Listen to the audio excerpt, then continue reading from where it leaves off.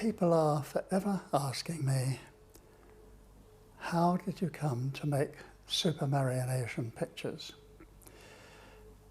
And of course, super Marionation was a term I invented because I was making puppet films, and at the same time there were some pretty awful puppet films being made for kids to watch, whereas I thought what we were doing was really high-tech stuff. And so in order to push these other people aside, I decided I would take the word super, marionette and animation and bind them together to call it super Marionation. The first marionettes we came across were made out of paper mache.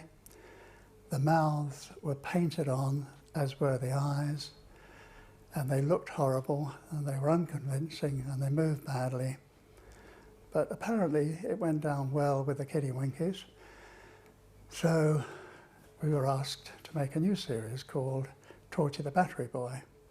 We were now making the puppets from sculpts, which were the faces and heads were sculpted in clay, and building three-dimensional sets, more or less the same as the sets that are used on films or on television.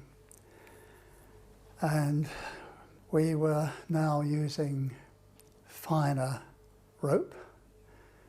I call it rope because it was very, very thick and it was so obvious on the screen. When you've got two on the screen, I mean, there's 16 of these things hanging through the picture. I was shooting using film and television technique of shooting because I wanted the finished picture to look as near to the sort of picture I wanted to make as possible. We made a lot of advances, and again the series was this time very successful, and we got the front page of the TV Times. Well, of course, you know, I thought, right, this is it, now we're off from live action. Once the studios and the financiers see this, they're going to say, hey, look, this guy's wasting his time, let's give him a live action show, for God's sake. Well, that's not what happened. I didn't hear what they said, but it was pretty obvious that they said, this guy makes bloody good puppet films. We ought to give him some more. And so, if that's what we had to do, I wanted to make them as good as possible. The new puppets that we were making had mouths that would open, and in order to open the mouth, the puppeteers had to pull the right string, and the puppet's mouth would then drop open. The only problem was it wouldn't close. So we fitted a return spring, which used to snap the mouth shut. That meant now that if the puppeteers wanted to open the mouth of one of their puppets, then she would have to tug very hard to overcome the return spring. And of course, with fast dialogue, the puppet's head with all the tugging was speaking like this, all of them. And I thought, oh, you know, that's terrible. What we did in terms of simplicity was to put an electromagnet in the head of the puppet.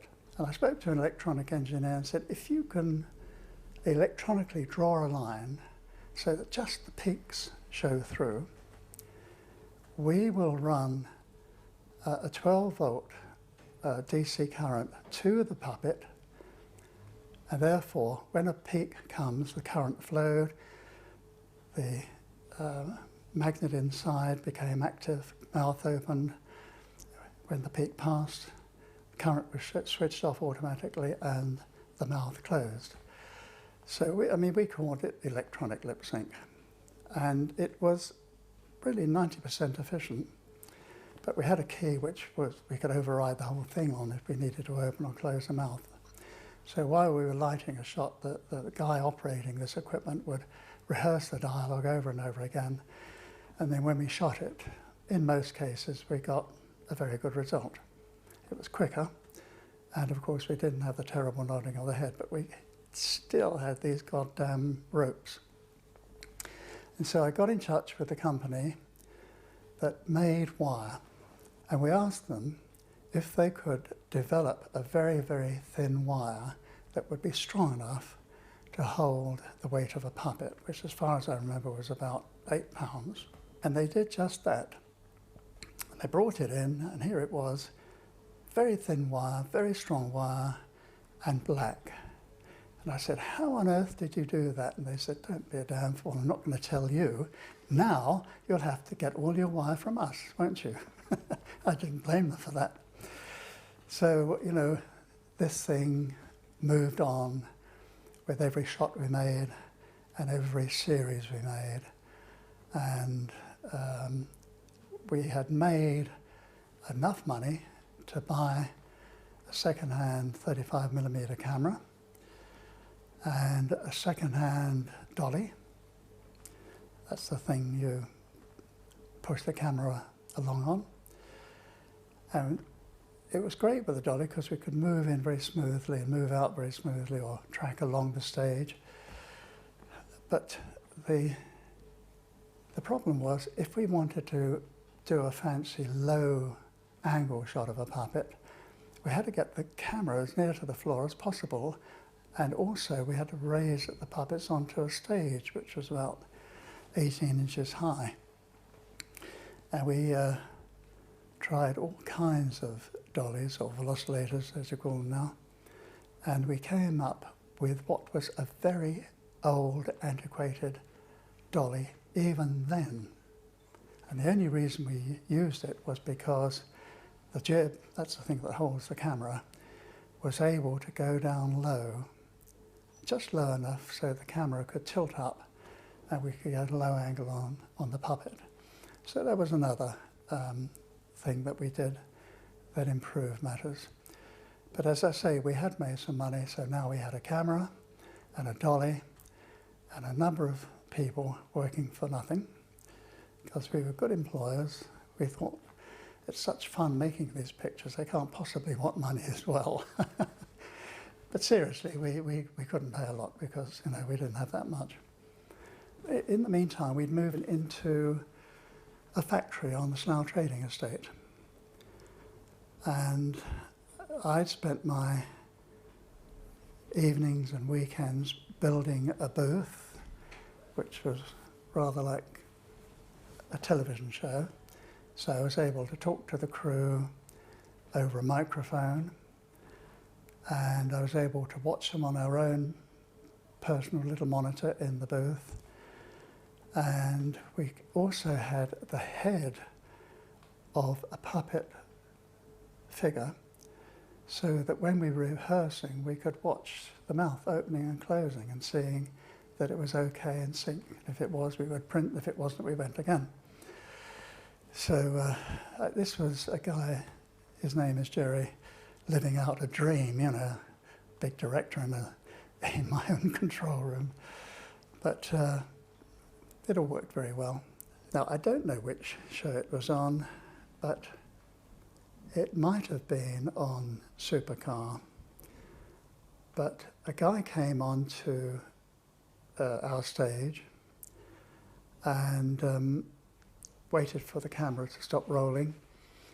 And he said, look, I don't know whether you guys are interested, but I'm selling television cameras.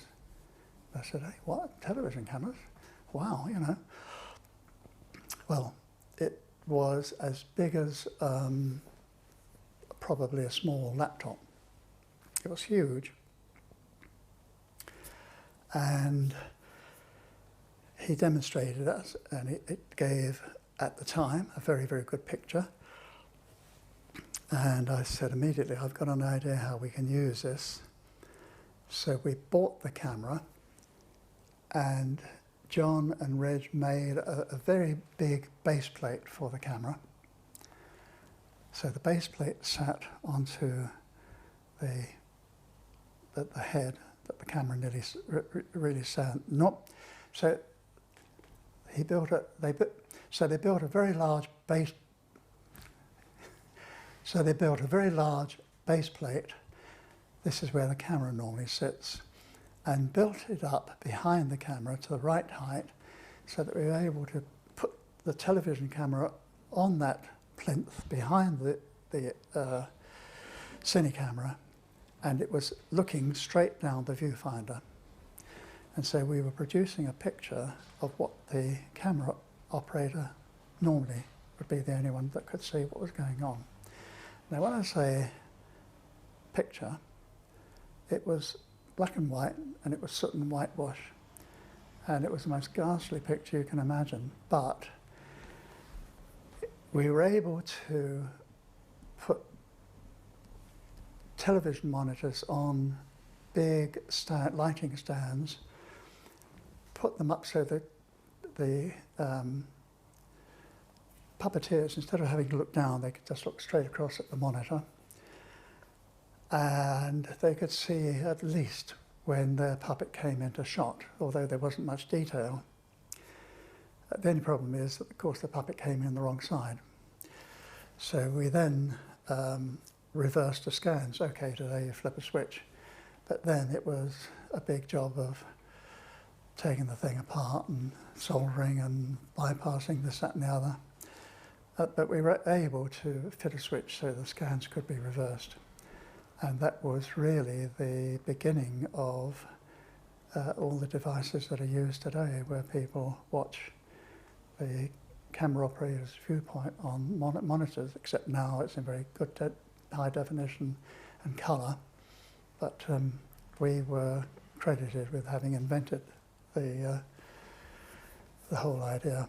Well, every show we did, we made improvements and introduced new ideas, and so the shows got better and better.